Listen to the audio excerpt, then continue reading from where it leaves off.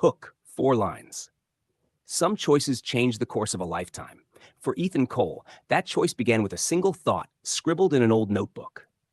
It would spark a fight against tradition, doubt, and even nature itself.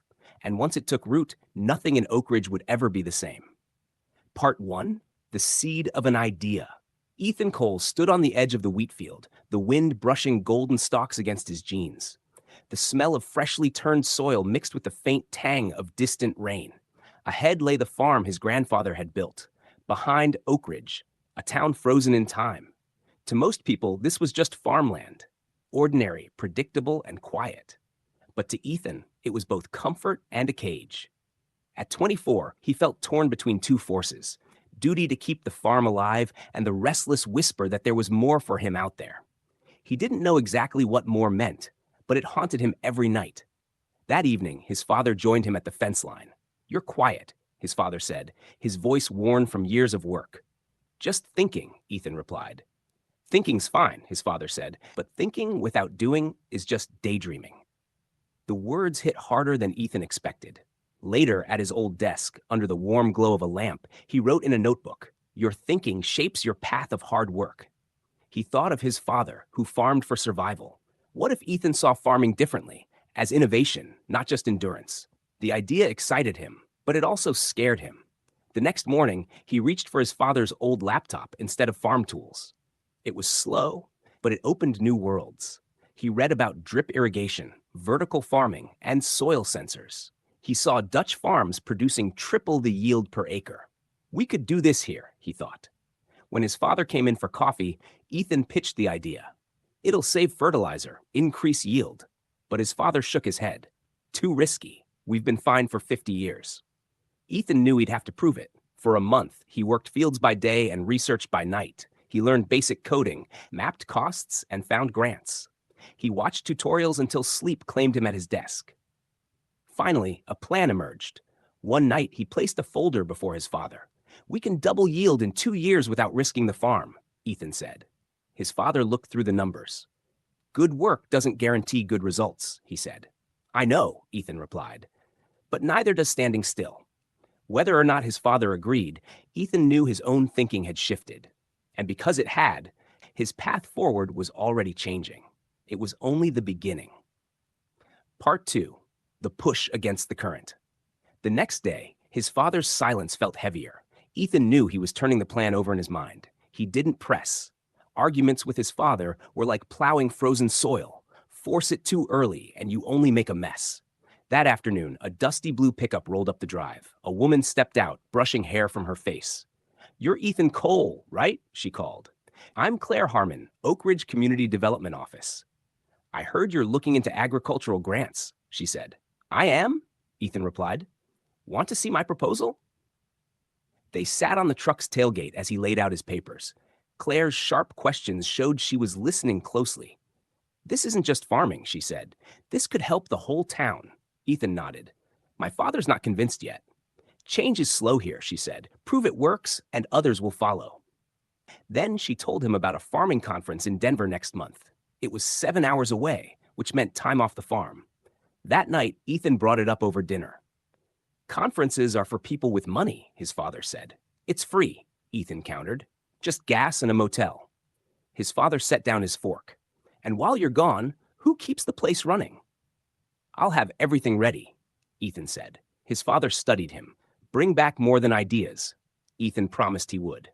For 4 weeks, he worked from dawn to well past dark. He repaired fences, patched the barn roof, and prepped the fields. At night, he studied the conference schedule and practiced his pitch. The sentence in his notebook kept him going. The drive to Denver carried him from plains to mountains. The conference buzzed with machines, drones, and new methods. He learned from farmers who had tripled output with technology. One, Mark Rennick, told him, "Prove it first, then they'll believe." Ethan drove home with samples, brochures, and new contacts. His plan was clear: start small, prove results, and let the work speak. But the hardest part was still ahead, convincing his father to take the first step. Part 3. Proof in the dirt.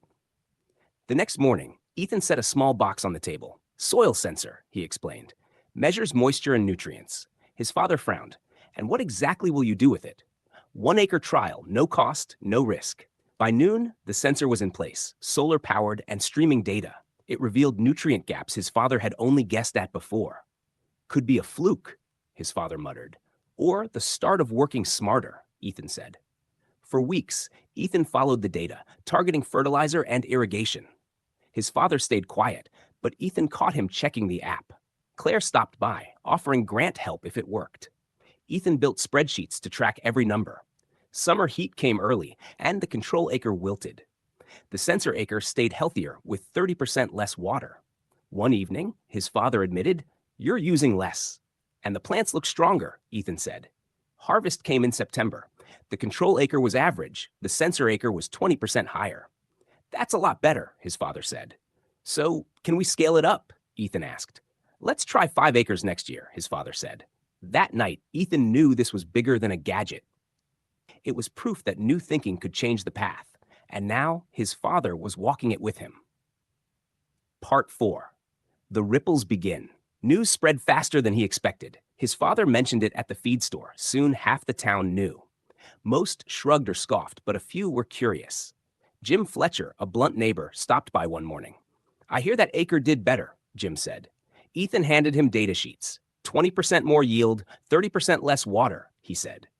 Jim studied them. Never seen numbers like this. "You could try it," Ethan said. "Maybe," Jim replied and drove off. That night, Ethan asked his father if Jim would do it. "He's thinking about it," his father said. "That's a start." A week later, Claire arrived with a thick envelope. "A $50,000 community grant is on the table," she said. Ethan hesitated. "That's a lot of responsibility." "That's leadership," Claire replied. For a month, Ethan met with farmers and wrote the proposal. Some listened, others dismissed it. He told his father, "This isn't just about us, it's for everyone." His father said, "Changing habits is harder than frozen ground." By spring, the proposal was ready. Ethan and Claire presented it to the county board. He showed photos, data, and spoke of tradition adapting to survive. "This is about giving the future to the past," he said. 2 weeks later, the grant was approved. The Oak Ridge Sustainable Farming Initiative was born. That night, under a sky full of stars, Ethan knew the journey had only begun.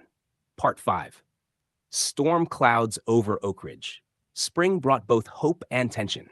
The initiative drew outside attention, and salesmen with glossy brochures. Whispers in the feed store turned sharp.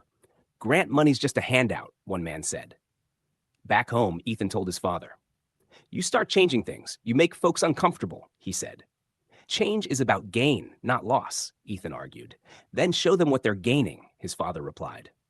By April, heavy rains drowned fields. Tractors stuck in mud, planting delayed.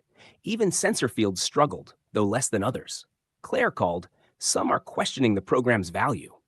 Ethan gathered rainfall records, growth charts, and yield projections. Despite flooding, sensor acres had only 6% loss versus 15% elsewhere. At the board meeting, he laid it out. "That's not luck," he said. "That's precision." Some remained doubtful, but the tide shifted. That evening, Jim Fletcher waited by the fence. "You're holding up better than most," he said. "Think you could spare a sensor for me?" Ethan smiled. "I think we can make that happen." The ripples spread again, reaching new fields. But he knew a bigger storm was coming, one that would test more than just the weather.